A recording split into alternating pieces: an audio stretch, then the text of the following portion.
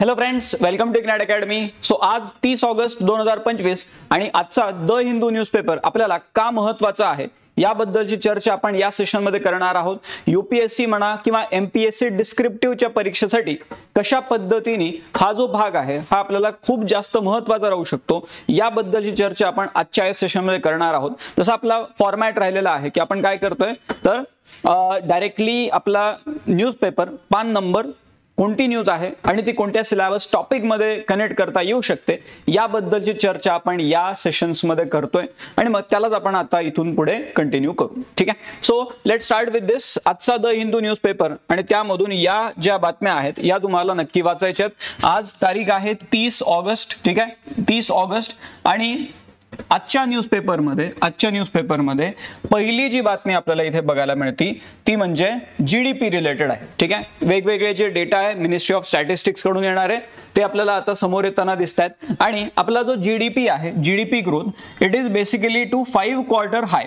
ठीक आहे, म्हणजे मागच्या 5 क्वार्टरमध्ये एवढा जीडीपी नव्हता गेला तेवढा आता गेलेला आहे आणि 7.8% वरती सध्या हा डेटा आहे. ठीक आहे, जीडीपी. आणि मग हे ट्रेंड्स आपल्याला परीक्षेमध्ये महत्त्वाचे राहू शकतात, मेन्समध्ये लिहिताना कामात येऊ शकतात. सो जीडीपी ग्रोथ जे आहे ते 5 क्वार्टर्स हाय चालू आहे सध्या 7.8%ला. मग यामध्ये कोणता सेक्टर आहे जो कॉन्ट्रीब्यूट करतोय तर मॅन्युफॅक्चरिंग आहे, कन्स्ट्रक्शन आहे आणि सर्व्हिस सेक्टर आहे.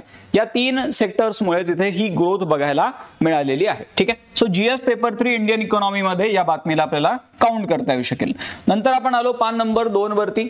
पान नंबर 2 आणि मग त्यामध्ये आपल्याला अगेन एक बातमी बघायला मिळते. इथे करेक्ट करून घे थोडं. एक बातमी बघायला मिळते, एक स्कीम आलेली आहे मुख्यमंत्री महिला रोजगार योजना.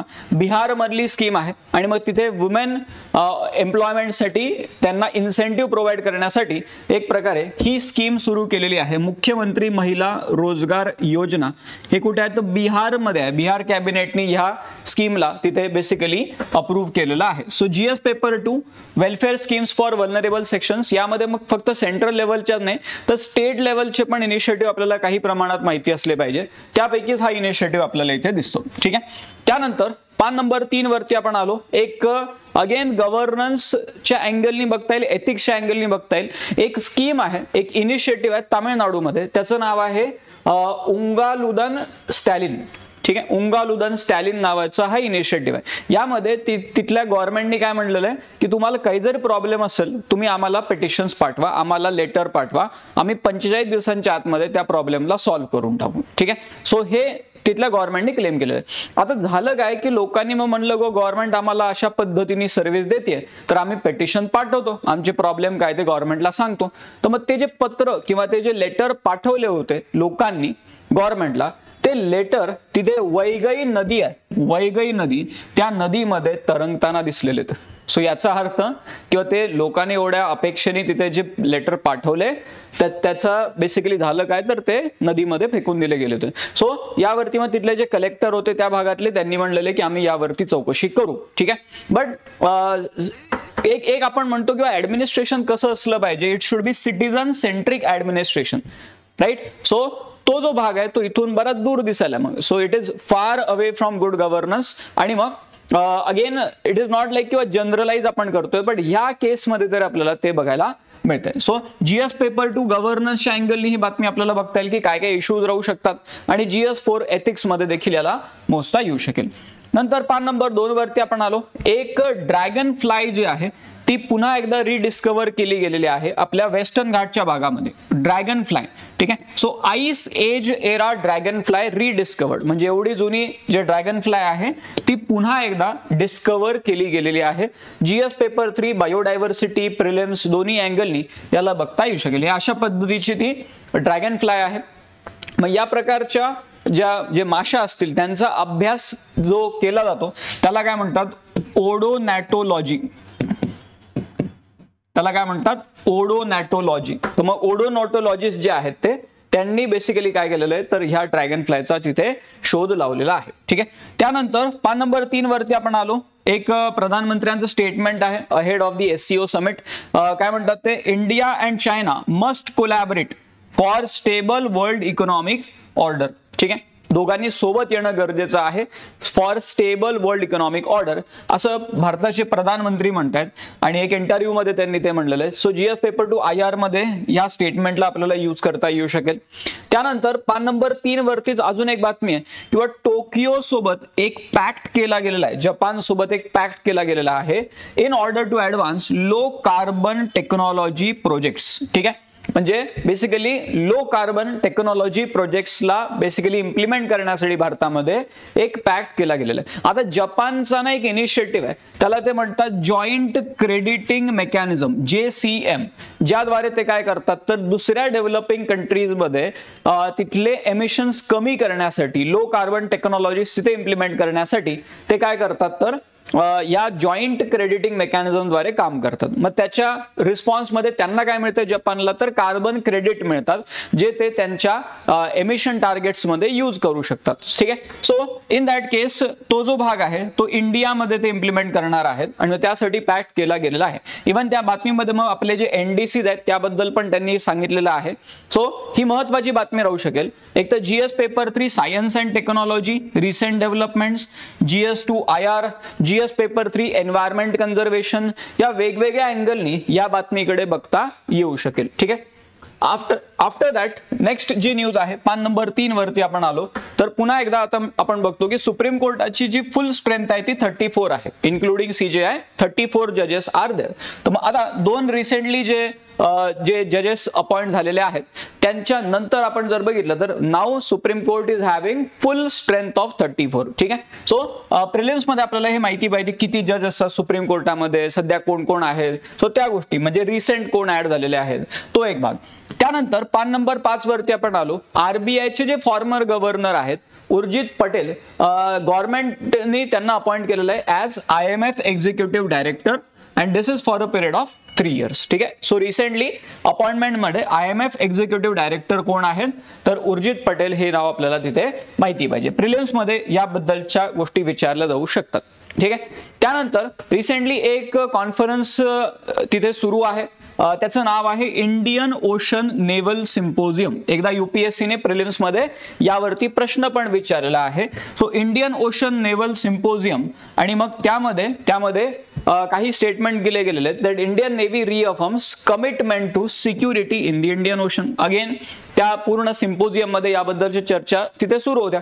But just read about this Indian Ocean Naval Symposium because यावरती प्रश्न ऑलरेडी विचारले गेलेले आहेत, पुन्हा विचारले जाण्याची शक्यता राहू शकते प्रिलिम्स मध्ये. ठीक आहे, आफ्टर दॅट पान नंबर 5 वरती आपण आलो. पान नंबर 5 वरती एक अगेन एक गव्हर्नमेंट स्कीम आहे, त्यामध्ये असणारे इश्यूज सांगितले गेलेले आहेत. So basically department of biotechnology यांच्याद्वारे बायोकेअर नावाचा प्रोग्राम इथे सुरू केला गेलेला आहे, बायोकेअर. आणि मग यामध्ये जे बायोटेक सायंटिस्ट आहेत, स्पेशली वुमेन बायोटेक सायंटिस्ट जे आहेत, दे अवेट फंड फॉर रिसर्च. ठीक आहे, म्हणजे ही पहिल्या पानावरती बातमी आलेली आज आणि त्याला पूर्ण डिटेलमध्ये 5 नंबर पानावरती डिस्कस केलं गेलेलं आहे that women biotech scientist they are awaiting fund for their research under this DBT biocare program. So त्यामुळे एकतर इश्यूजच्या अँगलने आपल्याला रिसेंट डेव्हलपमेंट सायन्स अँड टेक्नॉलॉजीमध्ये, मग त्यामध्ये काय काय इश्यूज त्या पर्टिक्युलर डेव्हलपमेंटचा इम्प्लिमेंट करण्यासाठी होत आहेत, सो त्याबद्दल आपण इथे वाचू शकतो. त्यानंतर पान नंबर 6 वरती आपण आलो. इथे आपल्याला बेसिकली एडिटोरियल पेज आहे पान नंबर 6 आणि त्यामध्ये त्यांनी एक तर काय म्हणलेले की ऑइल जे आहे, ऑइलचा सिग्निफिकन्स जगभरामध्ये आपण बघतच राहतो. रिसेंटली ऑइल वरूनच किती सगळं पूर्ण महाभारत सुरू आहे. बट आता जर आपण बघितलं तर इथे म्हणलं गेलेलं आहे एडिटोरियल मध्ये किंवा एनर्जी जे आहे, energy is the new oil. म्हणजे if you are having your own you can say setup for energy, तुमच्याकडे एनर्जी सोव्हरेंटी आहे तर that is the new oil आणि त्याच्यासाठी काम करा, असं या एडिटोरियल मध्ये तिथे डिस्कशन झालेलं आहे. सो टायटल काय आहे, in un unstable world energy sovereignty is the new oil. ठीक आहे, so very important editorial. GS paper 3 infrastructure या सिलेबस टॉपिक मध्ये एक शब्द दिला गेलेला आहे एनर्जी, तिथे आपल्याला ह्याला काउंट करता येऊ शकेल. त्यानंतर पान नंबर 9 वरती आपण आलो. बऱ्याचशा आजकाल मग सॅटर्डेचा न्यूजपेपर आहे तर पूर्ण काही स्टेट्सची डिटेल मध्ये चर्चा होत राहते. इथे जर बघितलं तर ओडिशा मधली ही बातमी आहे, ओडिशा मधली. आणि मग तिथे बरेचसे जे विलेजेस आहेत त्यांना तिथे मायनिंग साठी रिसेटल केलं जाते, पण ते प्रॉपर वे मध्ये त्यांना दुसरीकडे जागा दिली जात नाहीये किंवा जशा पद्धतीने पाहिजे तशी दिली जात नाहीये. So lost villages and other cost of Coalfields, हे ओडिशा मधल्या कोलफिल्ड्स बद्दलची पूर्ण ग्राउंड रिपोर्टिंग तिथे केली गेलेली आहे. या प्रकारच्या बातम्या आपण वाचल्या पाहिजे का, कारण एक नेमका मायनिंग आणि मग त्यामुळे सोशल इम्पॅक्ट काय होतो त्या भागामध्ये, सोशो इकॉनॉमिक इम्पॅक्ट काय होतो ते आपल्याला या प्रकारच्या बातम्यांवरून समजते. त्यामुळे हे वाचलं पाहिजे. जीएस पेपर 2 गव्हर्नन्स मध्ये आपल्याला कामात येऊ शकेल. जीएस पेपर 3 एनर्जी इन्फ्रास्ट्रक्चरच आहे कोलफिल्ड्स म्हणल्यावरती, त्यामुळे त्या अँगलनी पण आपल्याला याला बघता येऊ शकेल. त्यानंतर पान नंबर 10 वरती आपण आलो.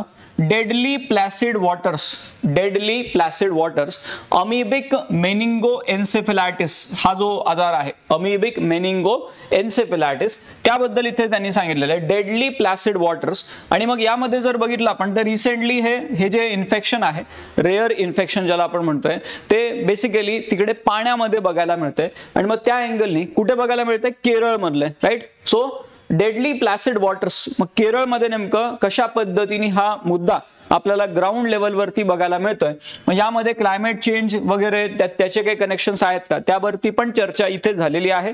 सो जीएस पेपर 2 हेल्थच्या अँगलनी आपल्याला ह्याला बघता येऊ शकेल. ठीक आहे. देन पान नंबर 12 वरती म्यानमारमध्ये, म्यानमारची जी मिलिटरी गव्हर्नमेंट आहे, जनता आपण ज्याला म्हणतो, it डिक्लेअर्स Karen ethnic rebels as terrorist group. मग आपल्याला हे कारेन एथनिक रेबल्स हे कुठले आहेत तर हे म्यानमार मधले आहेत, हे आपल्याला तिथे विचारलं जाऊ शकते. जोड्या लावाला वगैरे अशा प्रकारच्या गोष्टी येत राहतात, त्यामुळे प्रिलिम्ससाठी याला माहिती असू द्या की रिसेंटली कोणाला टेररिस्ट ग्रुप म्हणून त्यांनी तिथे डिक्लेअर केलेला आहे. त्यानंतर पुढे एक फोटो पण आलेला होता. हे अशा पद्धतीचा एक फोटो आलेला आहे, दिस इज दी टॉप व्ह्यू. आणि हा फोटो कशाचा आहे तर हा एका वोल्कॅनिक माउंटेनचा फोटो आहे जे रिसेंटली इरप्ट झालं पुन्हा. That is nothing but Mount Etna. ठीक आहे. Highly active kind of volcano Mount Etna. कुठे येते तर इटलीमध्ये येते. ठीक आहे. इटलीमध्ये माउंट एटना. ठीक आहे. सिसिली नावाच्या आयलँड वरती माउंट एटना आहे. वर्ल्ड हेरिटेज साईट पण आहे. ठीक आहे. सो रिसेंटली इरप्ट झालेला आहे, त्यामुळे त्याचं आपल्याला लोकेशन वगैरे बघून ठेवणं गरजेचं आहे. ठीक आहे. सो या सगळ्या बातम्या झाल्या आजच्या द हिंदू न्यूजपेपर मधल्या. इन द एंड आपल्या इग्नाइट अकॅडमी मध्ये अपार्ट फ्रॉम यूपीएससी एमपीएससी बाकी वेगवेगळे कोर्स आपण जे चालवतो, त्यामध्ये शिक्षक भरती आहे, सरळ सेवा भरती आहे, इंजिनिअरिंगच्या ज्या एक्झाम्स होतात, मेकॅनिकल, सिव्हिल, इलेक्ट्रिकल, त्यांची तयारी असेल, पोलीस भरती, कृषी भरती आहे, महानगरपालिका भरती आहे, तलाठी भरती आहे, महिला बाल विकास भरती आहे, वेगवेगळ्या परीक्षा. आता सीडीपीओची बॅच आपली आलेली आहे. त्यानंतर MBA एक्झाम्स आहेत, बँकिंग, इन्शुरन्स. त्यानंतर आपलं इग्नाइट पाठशाला नावाचं वेगळं युट्यूब चॅनल पण आहे, त्यावरती आपण नवोदय परीक्षा ज्या राहतात, नवोदय परीक्षाचे कोर्सेस पण आपल्या ऍपवरती आहेत. नवोदय परीक्षा शालेय पातळीवरच्या, सो त्याची पण तयारी आपल्याकडे करून घेतली जाते. आणि इग्नाइट लॉ नावाचं वेगळं युट्यूब प्लॅटफॉर्म पण आहे, तिथे आपण लॉ रिलेटेड एक्झाम्स बद्दलच्या अपडेट्स पण शेअर करतो. हे सगळं तुम्हाला इग्नाइट अकॅडमीच्या एक तर ऍपवरती आणि वेगवेगळ्या युट्यूब चॅनल्स वरती बघायला मिळते. त्यामुळे तुमच्या ओळखीच्या लोकांना नक्की हे रिकमेंड करा. ठीक आहे. हे आपलं टेलिग्राम चॅनलचा आयडी आहे, या व्हिडिओच्या डिस्क्रिप्शन मध्ये त्याची लिंक पण दिलेली असेल, तिथून तुम्ही त्या टेलिग्राम चॅनलला जॉईन करून घ्या. आणि तिथेच खाली इंस्टाग्रामची पण लिंक असेल, तिथून इंस्टाग्राम पण जॉईन करून घ्या. तिथे पण आपल्याला चांगल्या चांगल्या अपडेट्स तिथे मिळत राहतात. ठीक आहे. युट्यूब चॅनल सबस्क्राईब केलं असेल तुम्ही, नसेल केलं तर तेही करून घ्या. बेल आयकॉन दाबून ठेवून द्या. तुमच्या कॉन्टॅक्ट मध्ये जे लोक आहेत जे यूपीएससी एमपीएससी डिस्क्रिप्टिव्हची तयारी करतायत, त्यांना या चॅनल बद्दल तुम्ही रिकमेंड करा.